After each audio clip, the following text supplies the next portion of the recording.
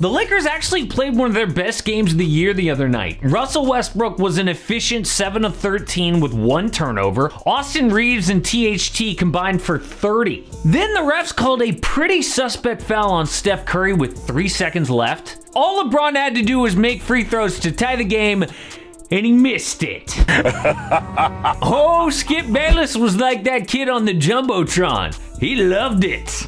Got on Twitter, attacked the man's entire legacy. Gotta love it. But let's be honest, even if LeBron did make all 3 free throws and they came back to win it, it wouldn't matter. Even LeBron knows it. When they lost to the Bucks the other day, he admitted they cannot win a championship this year. Do I think we can reach the level where Milwaukee is right now?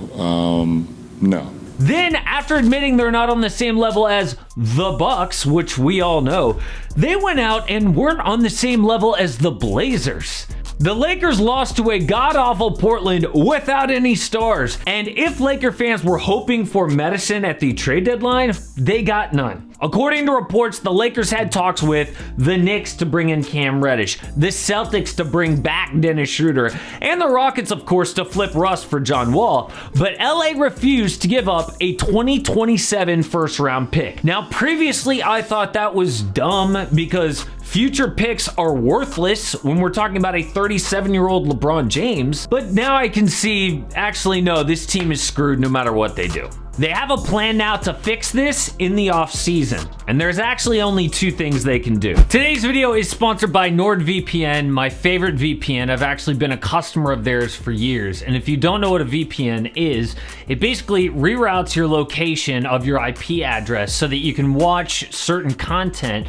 Like, let's say if you're out of town. I watch so many NBA games, and when I'm on vacation, sometimes that game is blocked. Or let's say you wanted to watch Netflix or whatever. If you want to stream and you're not able to, NordVPN is the solution. And I've tried a bunch of different VPNs, but Nord is my favorite because it's clean and it's easy to use despite being such powerful technology. So let me show you what that actually looks like. So I just open up the Nord app and enter my password. By the way, this works on like 6 different devices at a time, every single platform, and I choose which region I want my VPN to connect to. That's how easy it was to connect to Canada. So check this out. Go to NBA.com for confirmation, and yes, I am Canadian. Really cool thing about Nord also is they're turning into like an all-around cybersecurity company. So they have Nord Pass for all of your passwords, Nord Locker, which is a cloud service and threat protection. So click the link in the description and get a 2-year plan, and you'll also get a month free on top of that, plus a free gift because it's Nord's 10-year birthday. And the gift can range all the way up to 2 free years. That link is nordvpn.com/amhoops. I have been a happy customer for years, so thanks to Nord for being today's sponsor. We will break down plan A and plan B this offseason, but both of them involve moving Russell Westbrook. And I'm not saying this is all Russ's fault. He didn't even play in the Blazers game. Dude is just a bad fit. LeBron James should be this team's point guard.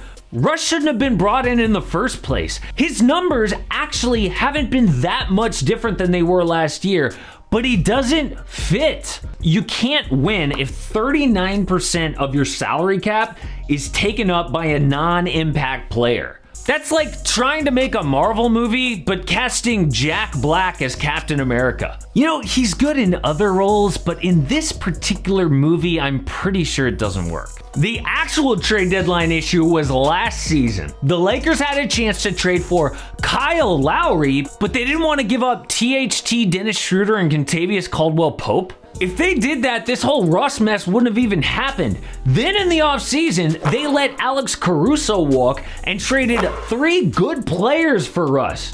Some people say, oh, they should have just stuck with the Buddy Hield deal. What about DeMar DeRozan? He actually wanted to be a Laker. I know I wasn't a DeRozan fan in the offseason, but I can admit I was wrong. He has become an all-star starter. The Lakers do not own their first-round pick this offseason. If it's top 10, it goes to the Pelicans. If it's 11 through 30, it goes to Memphis. So there's no reason to tank this year. They will look to improve the roster with washed-up veterans. The list of potential buyout players: Goran Dragic, Gary Harris, Dennis Schroeder, Eric Bledsoe, Paul Millsap, DeAndre Bembry, Mike Muscala, Thomas Satoransky, and Tristan Thompson. Can one of those guys actually make a difference? Wojnarowski reported that obviously the Lakers, they didn't make any deals, so now they are shifting their focus to the buyout market.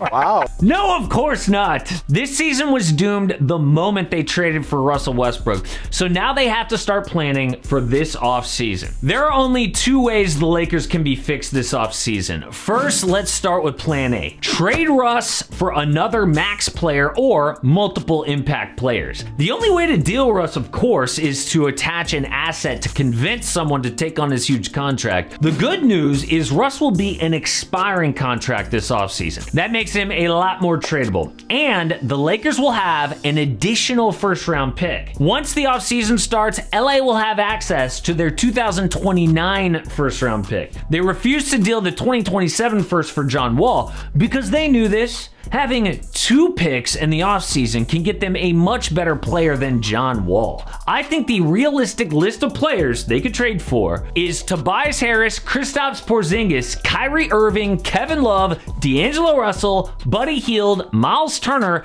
and Harrison Barnes. All of those guys make sense salary-wise, and I don't think they're untouchable on their current team. Obviously, some guys are more talented than others, like Kyrie or a healthy Kristaps Porzingis, but a three-team deal with the Lakers' 27 and 29 picks could get it done. And I've heard other names mentioned with the Lakers that are totally unrealistic. Guys like Damian Lillard, Bradley Beal, James Harden, Donovan Mitchell are all off the table. If any of those guys somehow becomes available on the trade market, a lot more teams will have a way better trade package than the Lakers.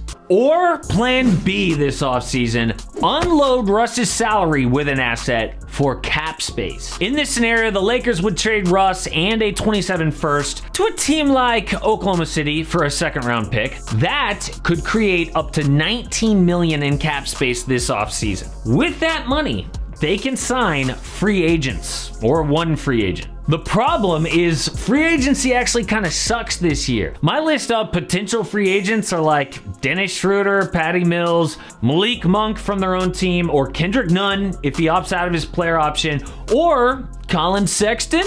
I think Sexton is, yes, a long shot, but if they gave him all $19 million, maybe he takes that one-year deal to prove that he deserves a max salary next offseason. Both Plan A and Plan B require the Lakers to knock it out of the park, signing veterans to minimum contracts like they did last offseason, but they are not going to get lucky like they did with like a Malik Monk. So this offseason will be pivotal to LeBron James's legacy, Anthony Davis too, and of course the Lakers, but I actually think it'll be an even more interesting offseason in Portland because the Blazers have made a lot of moves before this trade deadline that opened up a lot of cap space and brought in some assets, and I really think that the most likely star to get another star with him is Damian Lillard, and I made an entire video about it. Check it out.